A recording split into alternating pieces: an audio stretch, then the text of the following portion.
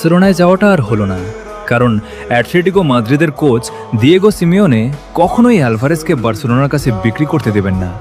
অথচ ওইদিকে অ্যালভারেজ নিজেই তার প্রিয় ক্লাবে যাওয়ার জন্য ভীষণ আগ্রহী।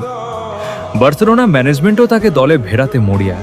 তাকে আনার জন্য অনেক চেষ্টা করা হচ্ছে, কিন্তু শেষ পর্যন্ত অ্যাটলেটিকো তাকে ছাড়তে নারাজ। আমাদের চোখের সামনে যেন কোটি কোটি বার্সা ফ্যানদের একটা সুন্দর স্বপ্ন ভেঙে যাচ্ছে।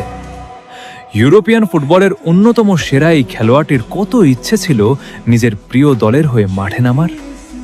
অ্যালভারেজকে নিয়ে আমাদের কত স্বপ্নই না ছিল।